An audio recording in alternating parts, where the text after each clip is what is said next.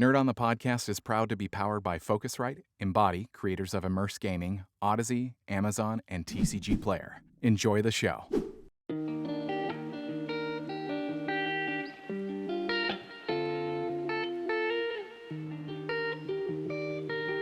Hello, everyone. Welcome to the first episode of the Nerd On Sessions. To give a little bit of an intro of what this show is, basically, I wanted to talk with people that I know in the entertainment industry and specifically talk about the effects of mental health on industry professionals because, well, I don't really think a lot of people talk about it. I think it's starting to become a conversation that is happening more often, but I really wanted to show that you're probably not alone in the things that you're going through.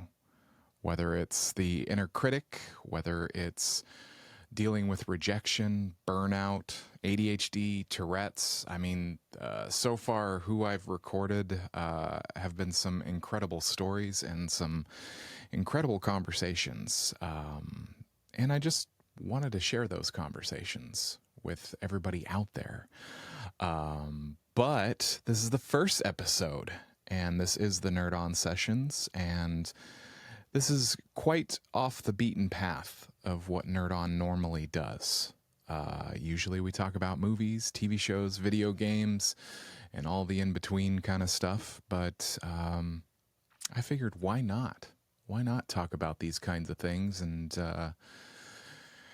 share it with the Nerd On audience, and yeah.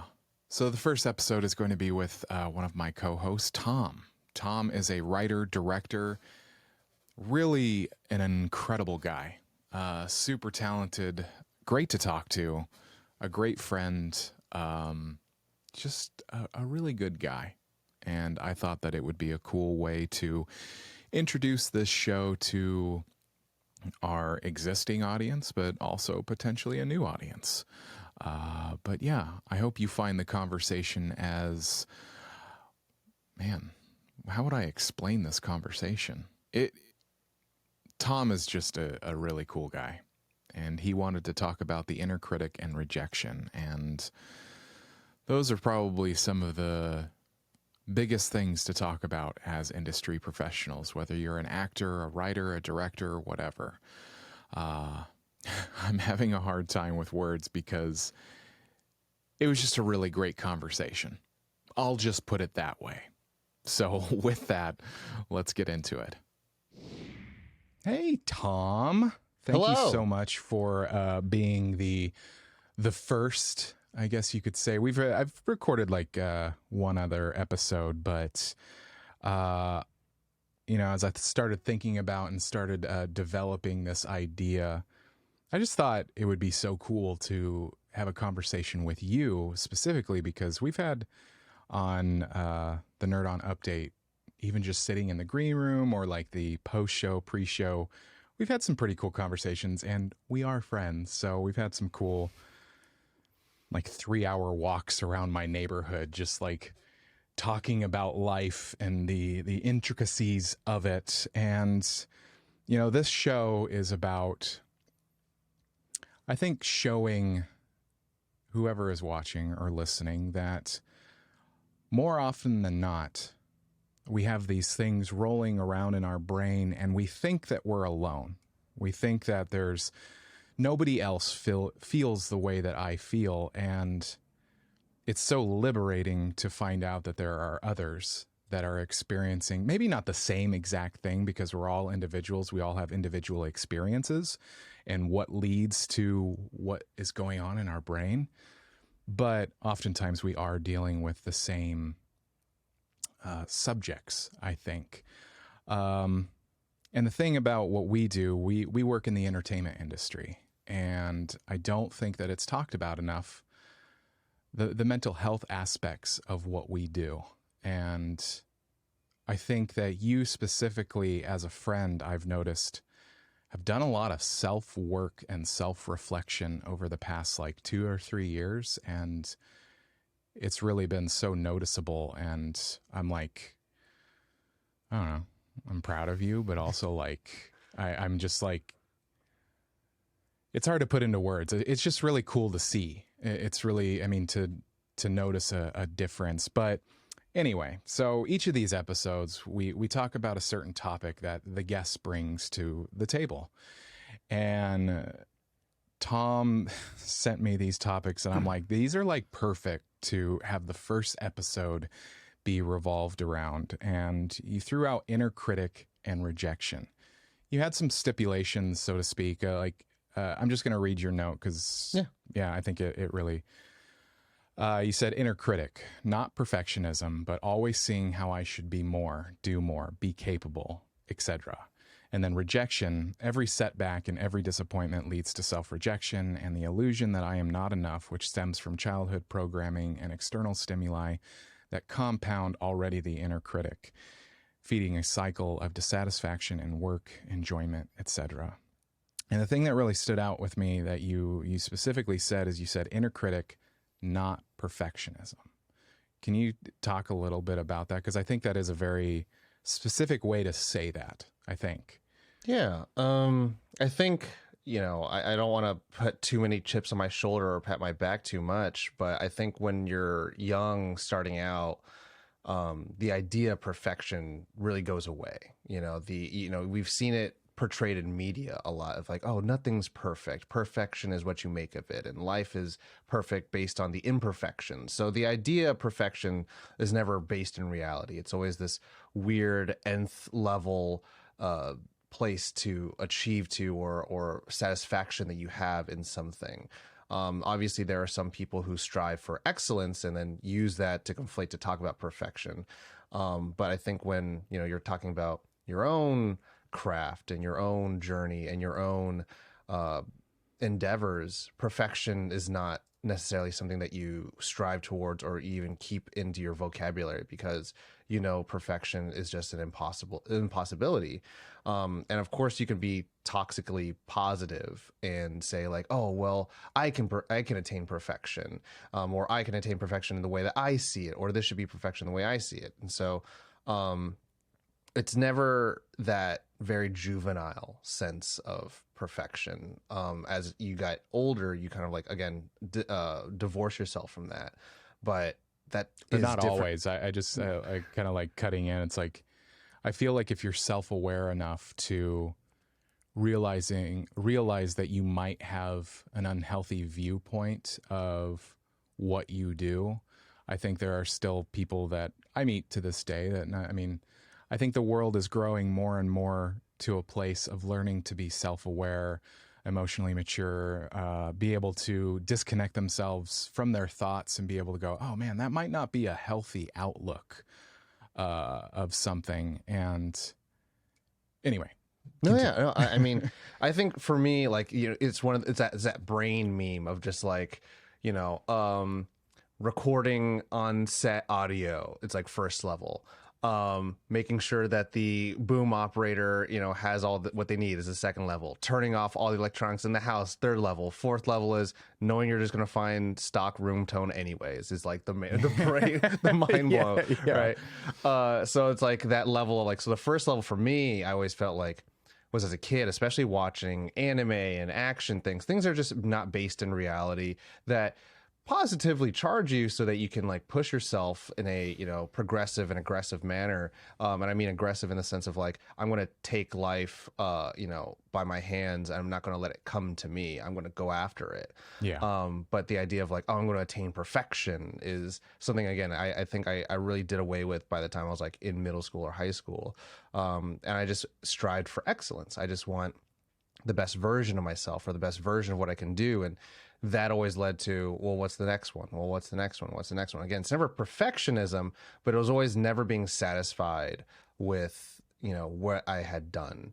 I make it a joke most of the time that like every next project I make is going to be the best one, because I do try to make it the best one. I try to learn from the past one and then, work on it and recalibrate it.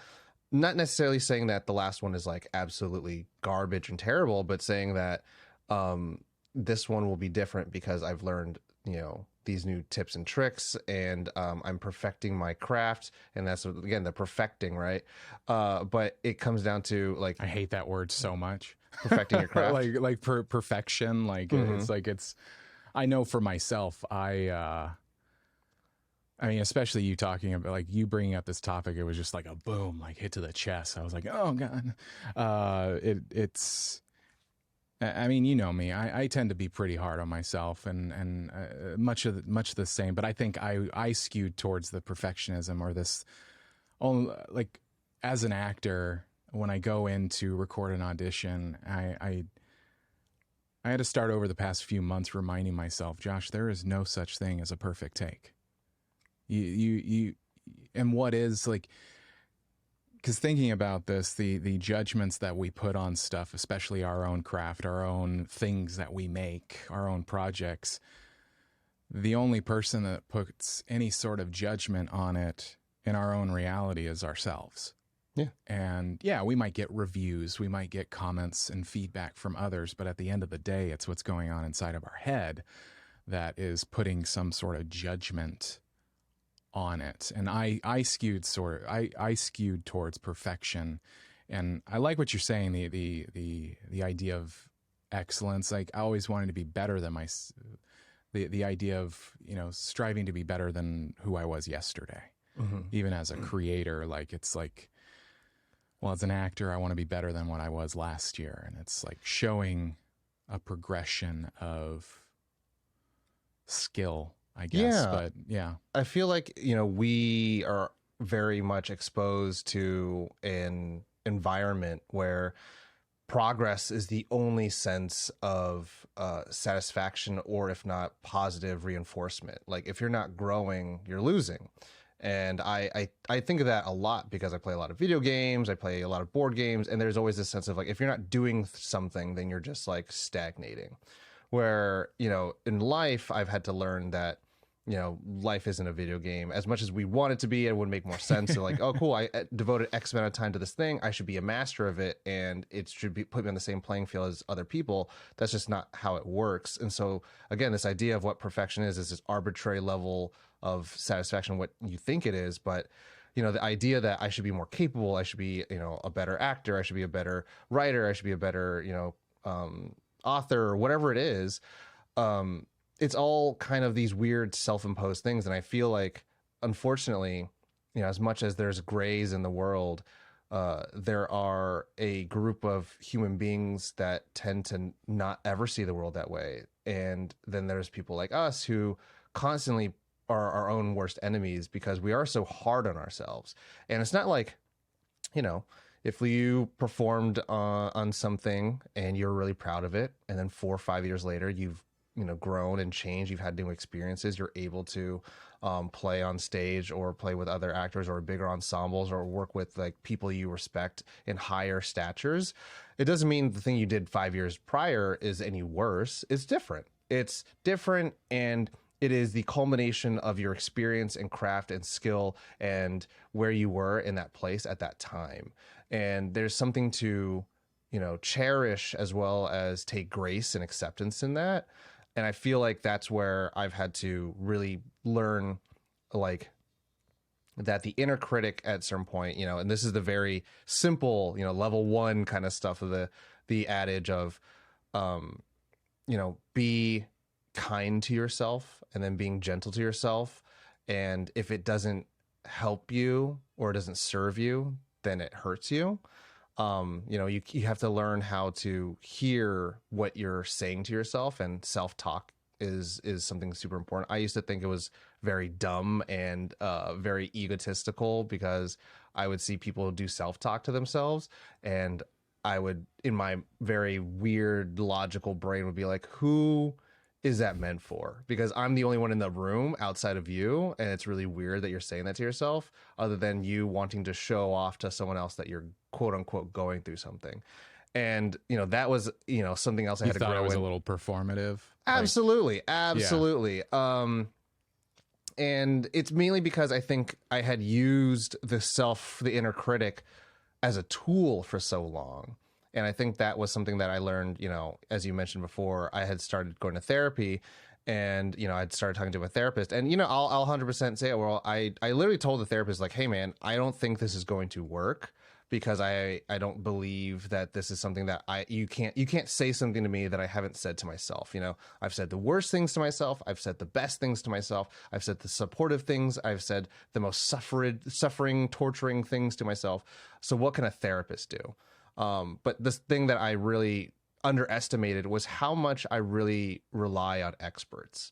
You know, when, you know, you get your car replaced, when you go to the, you know, go repair any electronic thing you have, or when you need to figure out your financial work, you go to someone who's in that field.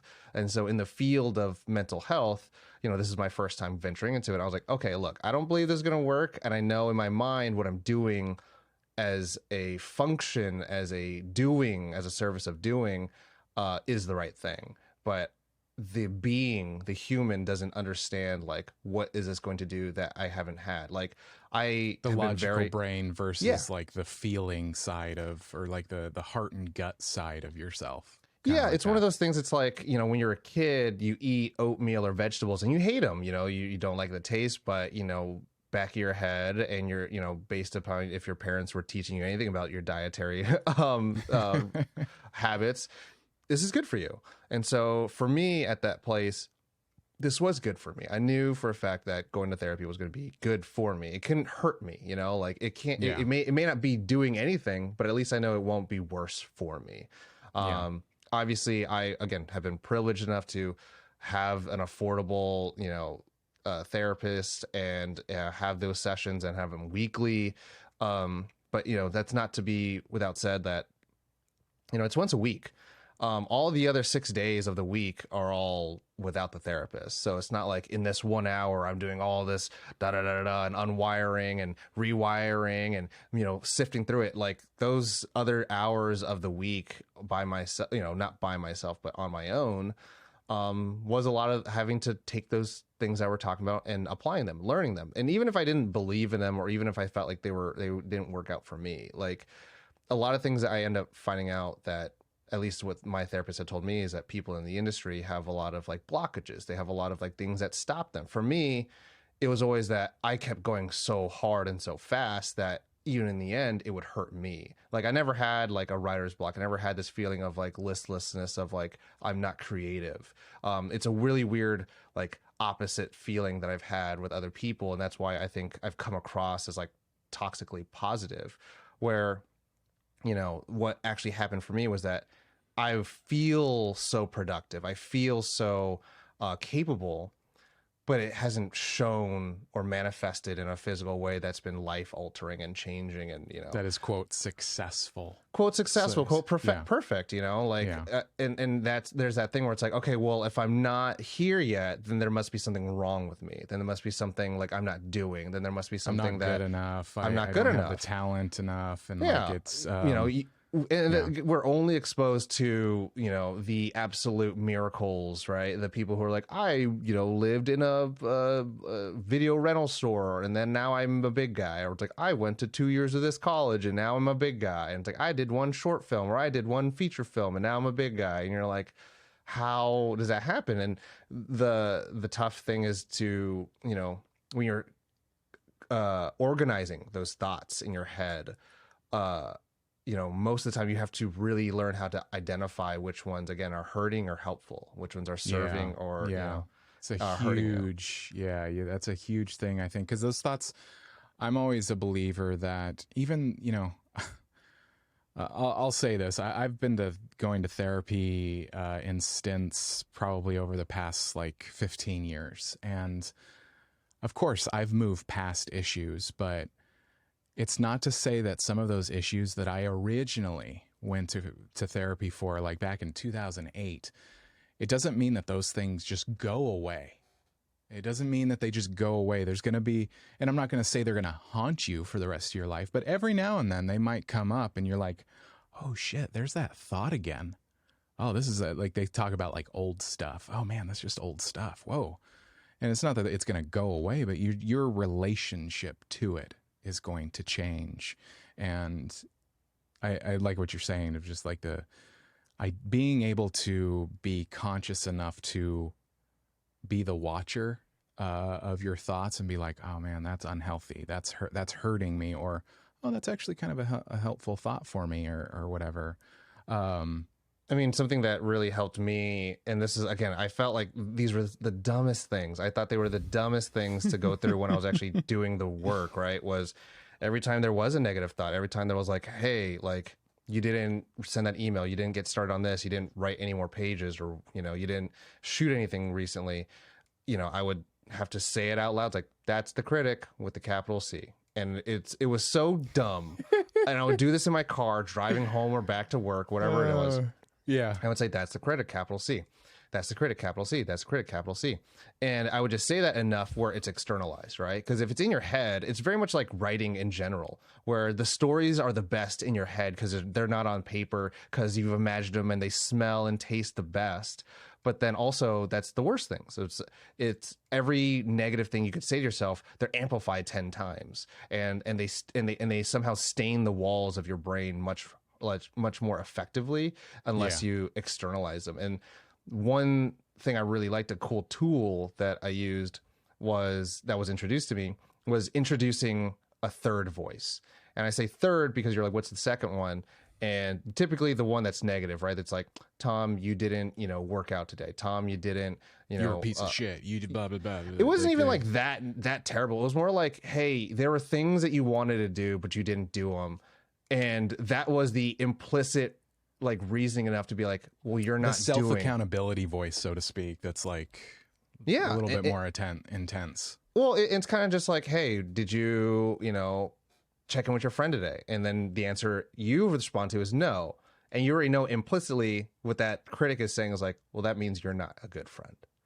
There is that, it doesn't have to be so, direct and being like, you're garbage, you're not worth anything. It's all those small passive reminders to yourself of like what you haven't done and what that means to you.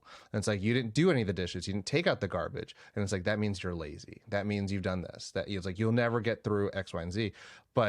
And so there's that voice that's, sending the message, and then there's the voice that's receiving the message. And sometimes it's silent. Sometimes that voice doesn't speak because it's only learned to receive things. And what I've done to try to like remedy that is introduce the third voice. And that's just a voice that is someone that I respect. And it doesn't have to be me. It doesn't have to be a real person, but someone that I respect who would be willing to defend me on my behalf. And that person was, it was very interesting because it was kind of like, imagine the worst things that you'd say to yourself, and then who would you rely on to be like, that person has my back? And if they were to hear that, they would say, no, you're wrong, to the critic. Because the critic could be very strong, and the critic could be very like, I've ran your life, I've kept you safe, and I've kept you secure, and I've protected you. But that voice wants you hurt. That voice wants you scared. That voice wants you to be safe as much as you can in this false sense of safety, where it's just like, well, you just don't do anything because you're just constantly inundated in analysis paralysis of what you should be doing. And so that's the kind of mindfuck about it is that your ego, as it is often called, or the protective voice that you're talking about, sometimes people want to categorize it as this bad thing, but really at the end of the day, it's just trying to keep you safe. It's just a part of your lizard brain that just wants to keep you safe based on past experiences. And it's not necessarily a bad thing. It's recognizing when it is running the show. Yeah. You have to know, again, when it serves you or when it's hurting you, right? Yeah. And so like, if it hurts you, then you need to learn how to introduce that third voice, which is, for mine, was Dr. Manhattan from Watchmen. Not necessarily because he's the most compassionate person, but actually because he's one of the most logical beings, right? And, there's a whole line of him realizing that human beings, if not Lori, is a thermodynamic miracle. And so for me to feel so small and so insignificant, and that I haven't done anything because the critic is constantly like badgering me, again, when it's not serving, there's been plenty of times where the critic was like, hey, you can do better than this. You like, don't let this beat you. Right. So again, finding those times, but when those times where it's like being very aggressive and mean to me, Dr. Manhattan can come in and say like, no, this person is a thermodynamic miracle.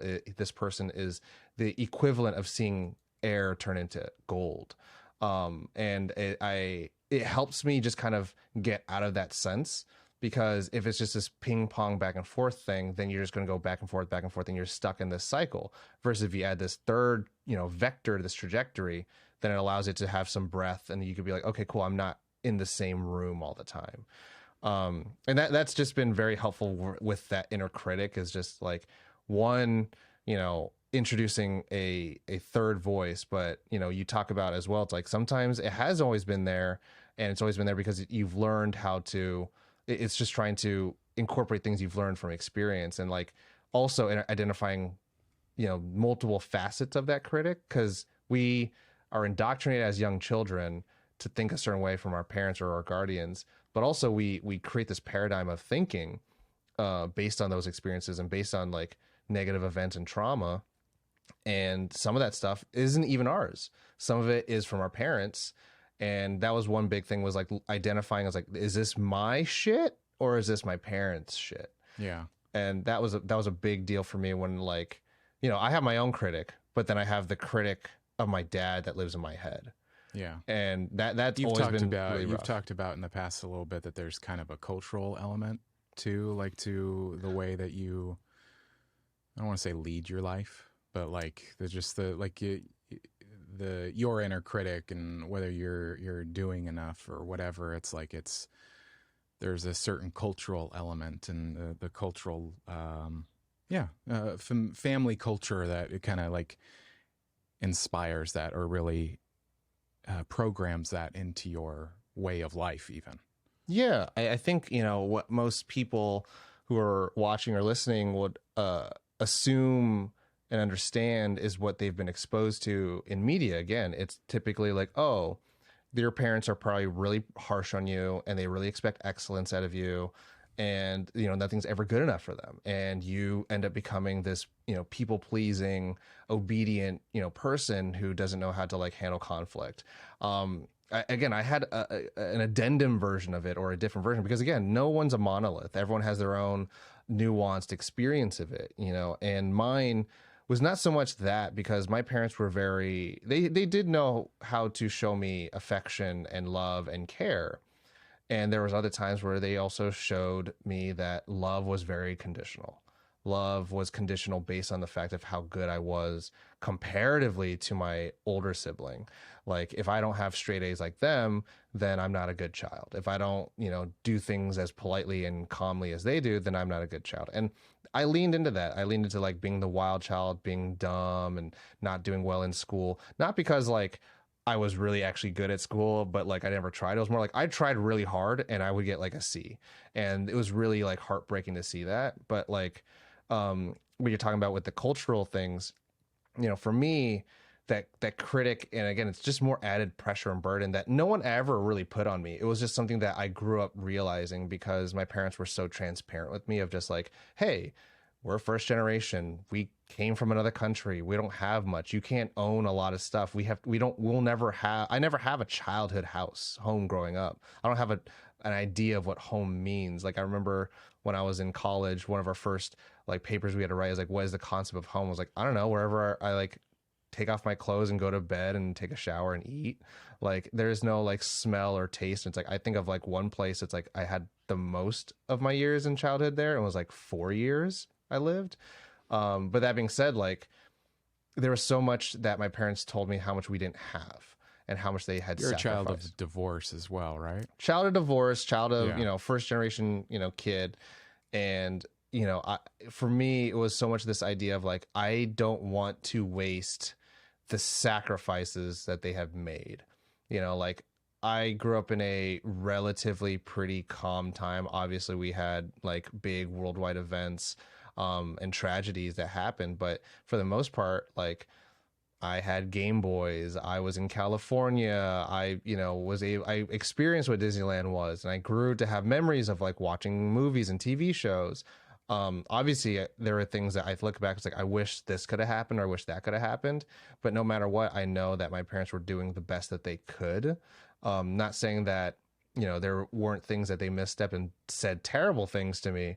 But I just know for a fact, it's like, they sacrificed a lot and they did a lot. And, they did as much as they could to provide, to have a better life than they had. And, as I got older and learning more about their past, I definitely had a better childhood than they did. And I think, for that, facet in itself, they were successful.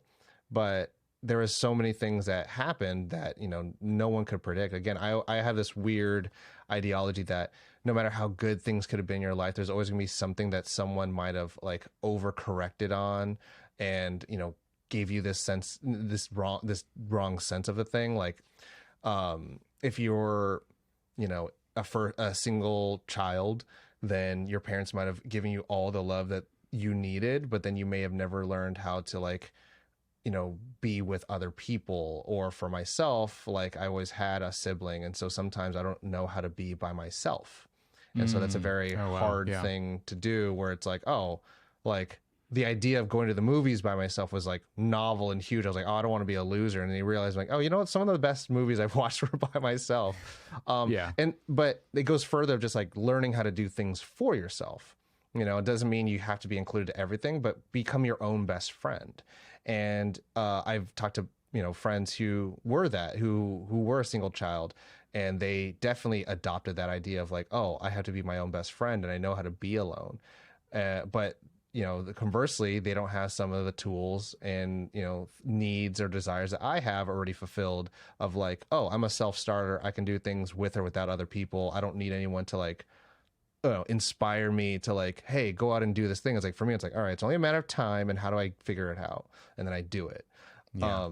But it's again, everyone is so fascinatingly different and nuanced that like, everyone has a story and everyone has their own journey to go about it. And I think the one thing I've learned so much is that, the idea of, mental health and healthiness, I guess, being healthy, mentally healthy, it doesn't look a certain way. I think everyone wants this idea, again, media does a terrible job of being like, it's this grueling thing, or like, it's this very sappy, syrupy thing.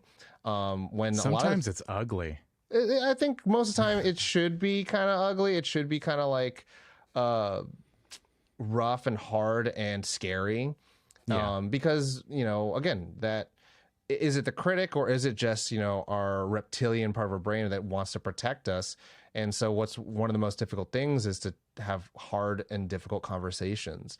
But in therapy or in your mental health journey, whether or not you're, paying someone or doing it on your own, the process of self-discovery, insight, and healing, I think is very unsexy. It's very not sexy to do it, right? It's like not fun and cool, and you have to think about things differently and put yourself in uncomfortable positions and, retread some things that you don't want to retread, and, put down ideas that you've had for such a long time. I think, for me, there was a lot of these moments that I never expected to have to cry in therapy. And then when that happened, I was like, what do I do? And like, I'm not these emotions. Well, and I'm not shy about crying, and I'm not shy about like, watching The Notebook and having a cry, or watching, like, I'm telling you, the first time I ever watched Mighty Joe Young, cried like a baby, because I was a baby. But like, you're now, later in your life, and you think you kind of know things, or you've worked so hard that you've established some things, you pay your bills, but, I know every kid in the world, like, still lets their parents pay for like their phone bill. But, once you start paying for most of the things, you feel like, okay, I could take care of myself. I do these things. And then you have these cathartic moments where you just let out all this like emotion. And the one thing I really enjoyed from my therapy sessions was that my therapist would say, like, it's not that it's sad, and it's not that it's good, and it's not that it's healthy, but it would just say that's powerful. It's a very powerful moment to have those experiences. And I think when we start realizing that our life and the life of other people are filled with those powerful moments, and maybe those moments just need to happen for them, then we kind of start opening ourselves up to, being kind and being kind to ourselves and being kind to others. There is a school of thought to say, like, to be gentle, but I like being kind, because I'm even though, as you said, like, I have done a lot of work. I'm still the kind of same guy I was prior. You're just to a all little this bit work. more self-aware about it. Yeah, like I still highly believe in tough love. I still highly believe in like sometimes you you just do. gotta kick someone in the butt and just be like, hey, you gotta figure it out, or work through it. And there's some times where it's like, if someone keeps asking you for help, and it's not that because they're helpless, but it's because I think they don't know that they can do it themselves, and you just gotta say like, hey, no one helped me, but I will be here with you, but you also have to do this fight on your own. Like I can't do it for you, but I will be here, but I can't do this for you. Yeah. Man, so I want to move to the next topic, and we've already taken up the time that I said we would. We might want to do another episode later, but I feel like it's perfect in this conversation because I think that the concept of rejection fuels or can fuel often the inner critic, and it can make it more active. It can, because you start to fill in a story about what that rejection means. And it's not always, I mean, especially in the industry, we're not always told no. I mean, from a personal standpoint, myself, it's like I'm rejected all the time and I just don't know it. I send in an audition and I may not hear anything ever about that one thing. And I've noticed it more so in the entertainment industry where you send off an email. I kind of celebrate when somebody writes me back. I'm kind of like, whoa, okay. And it's like there's a part of my brain that wants to fill in this personal story of why somebody's rejecting me, or even just rejection playing out. Like, no, we're not going to accept this short film into this festival, or this script wasn't chosen for the final round, or whatever. It's like, yeah, rejection is a big part. I think anyway, a part of the inner critic story. No, yeah, I think again, kind of like that idea of perfectionism, right? Where it's like, once it's kind of, so Tom Hiddleston, I don't think it's his quote, but I think Tom Hiddleston is the one that made it the most famous of like, you have two lives. The second one starts when you realize you have one. And I think it's that sense of like, I always think of like, I remember being a child. I remember being 4 years old and playing around. I had two turtles. And then all of a sudden I was like 12 and I was like, all right, puberty is happening, hair is growing in places. And I was like, what happened between then? It's like, was I even at all conscious? And I remember it's like at 12 years old, I was like, okay, well, now college is a thing. I had to start worrying about my life. And I think with that sense of, again, where your first form of like, oh, I have to do inner work and create insight in my life, it comes down to that idea of rejection. And it's that idea, being the last kid picked for the team. And I was always the last kid picked for kickball. It's the baseball game, but with the red, kickball. Oh, I know. I was always last pick for kickball, so I get it. and so like, I thought, maybe I was dumb, maybe no one liked me, maybe I was slow, I was stupid, whatever it was, right? And, that has always followed me. This idea that you're not enough, this idea that like, if you don't get picked, if you're not the first choice, it's going to follow you. And it has followed me. And that's what, again, the critic came in and was like, do you want to get rejected again? Do you want to be the last pick again? You know how embarrassing that was? You know how much that sucks? You know how like you got someone else got picked before you? It's like someone else is doing the things that you want to do, but you can't do it because you're garbage. But again, that later on fueled this inside of me, a fire of like, cool, I am going to perfect myself. I am going to read as much as I can on subjects that I care about. I am going to, invest time in my health and sculpt my body or whatever it was, or I'm going to learn how to be more social and talk to people better. And those were so many good things for me. Like being on top of my diet and exercise, learning new things, wanting to learn new things because I wanted to dominate people when I learn new things, learning how to, craft and weasel and snake through conversations and be witty and charming. But they were all for very negative reasons. They were all for very negative because I remembered this kid who never got picked. I remember, when, girls were looking at who was going to ask them out to dances and I'd be the last one and no one would even think about me. Or I would reject other people who wanted to be with me because I wanted to be, cupcaked or matched up with like the popular girl, right? And so this idea of rejection, Cupcaked? I don't know what that means. cupcake was like, oh, they're cupcaking over there, and it was just like two people flirting, talking, and so like that was how back in the Bay what we did, like, oh, they're cupcaking. But like, again, this rejection, this like idea that I've been rejected by other people, so now I will work hard and then I will reject other people.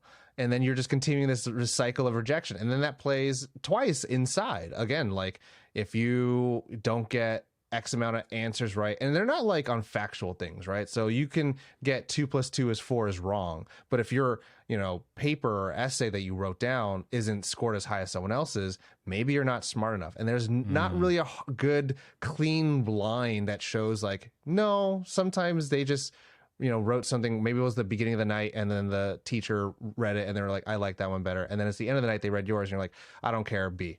And you're like, you just don't know. And again, that's something, there's a pretty fine line when you're that. I mean, at least for us, I know that I'm an 80s, 90s kid and you were born 90s. So it's like, I think back then, just even being a kid in elementary school at that time, we always, the funny cliche is like, oh, it was a different time. And it's like, I imagine kids today more so they are they are provided with alternate viewpoints of like healthy views on a bad score. But back then it was pretty Sith-like. It was black and white.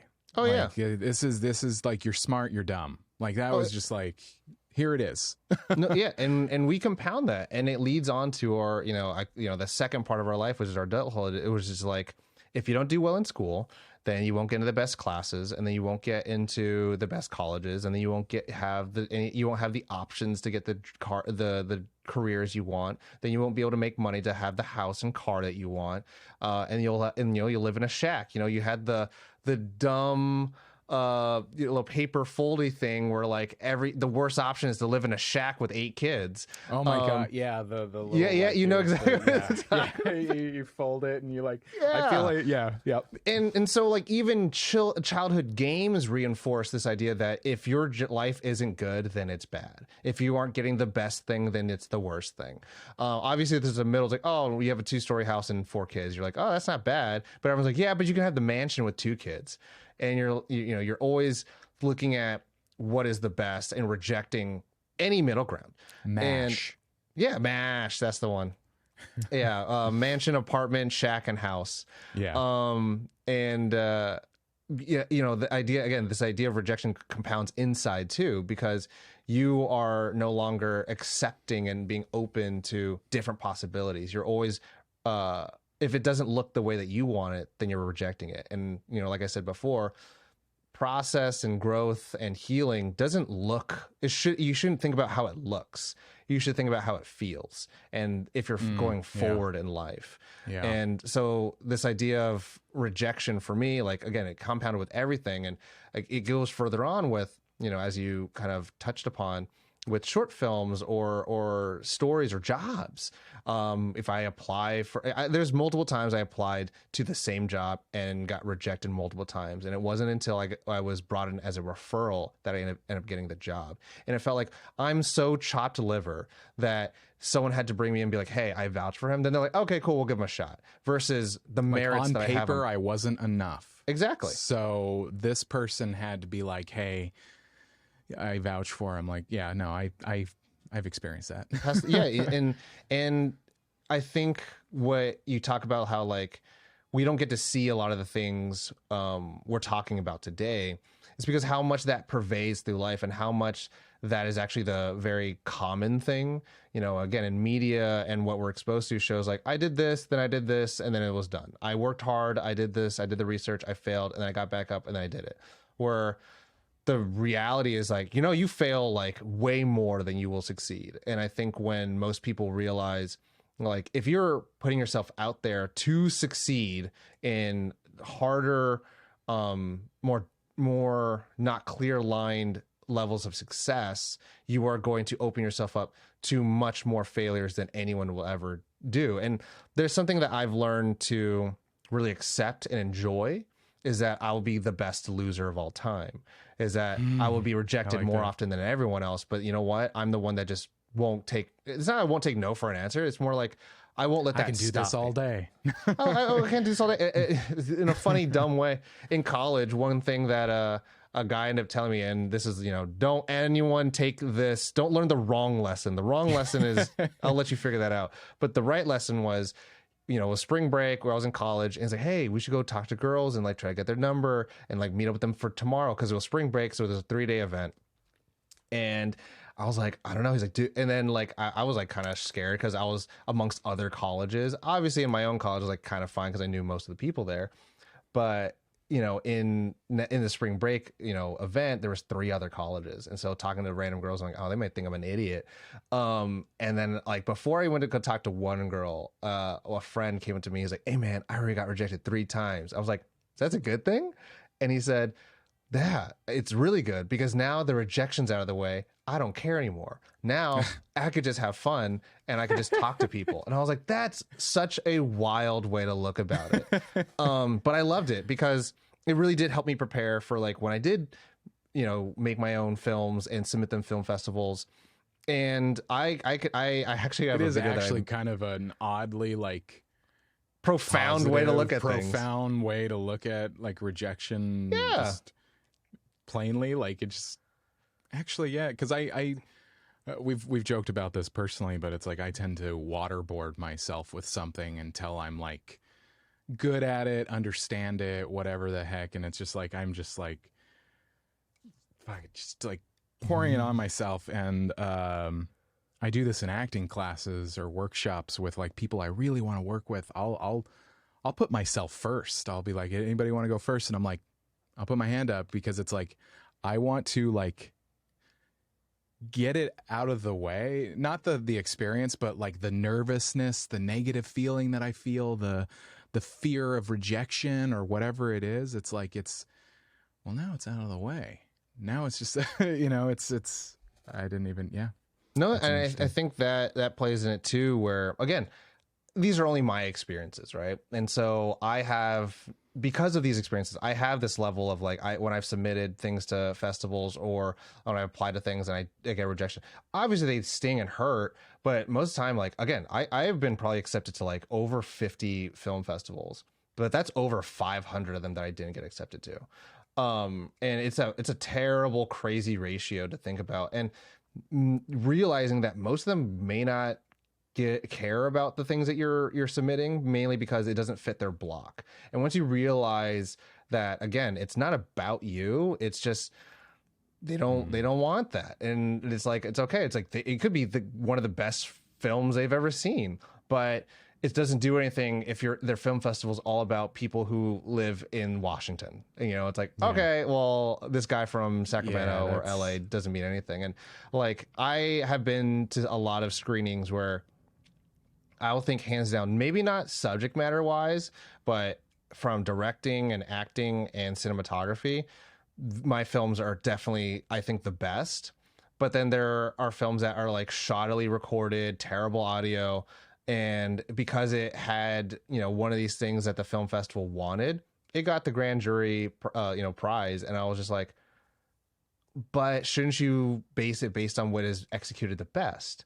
And it really kind of going back to what we were talking about, that excellence, like that perfecting your craft, not necessarily perfectionism, but perfecting your craft. And you're like, but I did the thing. Yeah, and the frame is this way, the coloring is this way, I made it as cinematic as possible, and that is what I had such a hard experience with, was reconciling that life isn't a video game. It's like if I maxed and minned the best things I could have done, doesn't mean it's going to work out the best way. Like there's dominant game theory where, if you do the best version of what you're supposed to do, you will win every single time. That's just not how it works in the real world. I had gotten jobs where I was applying in group interviews with people who had master degrees and had been working before. This was my first ever job ever. And then I got the job. And I got a higher like starting rate than most people did because I interviewed very well. And that was my always hiccup, is that like on paper, if you never meet me, then you'll never really care about me, because I just don't do a good job of selling myself on paper.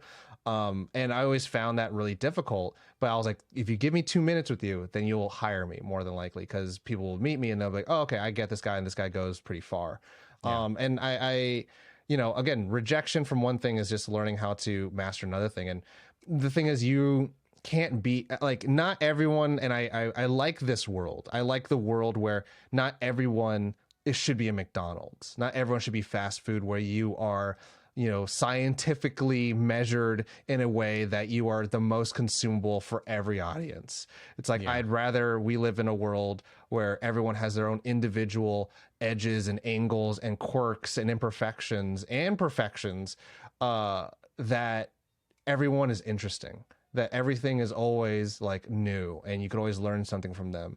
But if everyone just tries to be perfect, then more than likely we'll all just be the same person, which would be kind of boring to me. But some people may not. It's the one last point kind of about this, and you know, with rejection, and you said it, it was such a, I feel like it was such a cliche thing that was talked about kind of in the mental health world, or like the woo-woo world, the new age world. And it's the 4 agreements, and one of them is don't take things personally. I took that very, very seriously. Like, I honestly didn't understand it when I first read it. And oftentimes those are the things that you need to learn. But I used to take everything personally. And rejection, in whatever form it takes, whether it is a to your face, no, not you, or it's just like a superfluous, floaty rejection where you've sent something out and you may not, nobody said you didn't get it, and they didn't say you didn't get it. So it's like, of course, in those moments, it's hard not to be like, oh man, fuck me. I'm just so not good at this. I'm not talented. I'm not this. And you're like, man, it is so subjective. And like you said, like with the different festivals, they might have a certain like personal requirement in their minds of like, oh, we want to cover these kinds of stories, but they might not have released it publicly or whatever. I don't know. It's just like there's all these different, there's so many things to think about when it comes to why you might have not gotten the opportunity. And I always think to myself too, is that one no is a yes somewhere else. I may not be able to see it, but in my experience, things tend to work out. Yeah, but it takes a lot of time, and I think it takes a lot of grace to get to that point. Because I think if you know, it's not to talk down or to tell people like, hey, if you're not in the mental places where I've, you know, walked through or working through currently, that you won't get there. But it's that level of like, hey, at some point, you know, it's going to get really, really tiring and exhausting to reject yourself, and to not open yourself to the idea that like, hey, but were you good enough for yourself? Did you do the best that you can do? And can you walk away with it with, you know, no reservations on the table? Can you do everything and leave it out there and be like, cool, I did everything I could, and it's going to be up to the next person if they want to move me forward. And that's hard. That's really, really, really difficult. And I think it's not as common as we'd like to think. And I think even then, a lot of people don't talk about that. A lot of people don't realize to not take things personally, because it's so much easier to take things personally. It's so much more simple to take things personally, because what else do they have to go off of other than the experiences of their life, and the results that they get are reflections of their worth or reflections of their effort. Like, you know, again, like you said, growing up in school during our time, and it could still be today, You Yeah, do I a have no thing, idea. you get a grade. You do a thing, you get a grade. You do a thing, you get a grade. And that grade is average And you get amongst levels other. of grades too. Yeah, You're and they're it averaged wasn't amongst a good it up. enough B. Like, Yeah, there's not a sense of like, oh, okay, well, Tom sucks at math and science, but what I think he's really be strong in is more of a storytelling future or endeavor. No, it's just they're good at this, they're good at that, they're good at this, and they're bad at that, and that's it, that's the story. And then even Yeah. then extracurriculars are like, well, did you fit into the chess club, did you fit into the cheer club, did you fit into the spirit club, did you fit into it's like what box do people fit into versus again the individual and varied world of people and their interests and what they want to do with their lives. And I think we are getting to a point where the younger generation of people have much more options to express themselves and to excel in, which is really cool. But even then, there's kind of that thing where it's like no one will not age. We're always getting older, and we're always going to have to learn about ourselves and about how we play into the world. Not necessarily what's your part in the world, but like what's your relationship going to be in that world. And so if you feel that I always say, like, don't throw a fish at a tree and expect it to climb. And it's like, if you feel like there's something not right for you, then find the things that you do love and find the things that you want to do. And not only if you are finding it in healthy ways, you'll find that it's more accepting of you and you are more accepting of it, which will later on show you that grace that you may have not been given, and then allow you to give grace to other people and accept them instead of rejecting them and rejecting those different ideas or different ways. But yeah, I think it's so difficult to not take not take rejection personally, because that's just how we're programmed and indoctrinated as young people, and as our brains grow to see that in the world. And even in like video games, right? Like if you do a thing bad, you get hit, you get punished for it, you lose you lose the battle, or you don't save and then something bad happens. Like again, your X resulted in this Y. And so you always take it personally versus, when you break apart that thing and you realize, like, in the facets of relationships and careers, and when it comes to people, these systems and organizations that are created by people, it's all a matter of emotional intelligence, that really kind of like make and choose like what ends up happening to us in that. But it's how we will take that and understand that and give ourselves grace about those things. Yes. Nice. Tom, thank you so much for having this conversation with me. I hope everybody at home gets some value from it, because I think that these are things that are, especially as creatives, as people that work in the industry professionally, I think these are things that are coming up all of the time. Thank you for having me on. And I would love to talk more once we get some more of your cool people that you have lined up for future I'm very ones. Excited. There's somebody wants to talk about burnout, and I'm like, oh dang. But everybody can obviously check in with you with Nerd On options, but you're an individual person. You are a writer director. Where can people kind of check you out on social media, on the interwebs? It is the same thing that has been since 2014, baby. Hell yeah. At Tall, Dark, Not Ugly. It's not Tall, Dark, and Ugly. Thank you very much. It's Tall, Dark, Not Ugly. Not ugly. And there could be a fun thing, micropod about that at some point in the future too. Yeah. Well, that's it. Thanks, Tom. Thank you. All right, that was it. That was the first session of the Nerd On Sessions. Man, I know that these conversations are meant to be helpful to other people, but in a really selfish way, they're very helpful to me. That conversation with Tom was incredibly impactful for me, and helpful for me, and just giving me alternate ways to think about my inner critic or how I deal with rejection. Yeah, Tom's such a good guy. I'm really lucky to have him as a co-host and as a friend.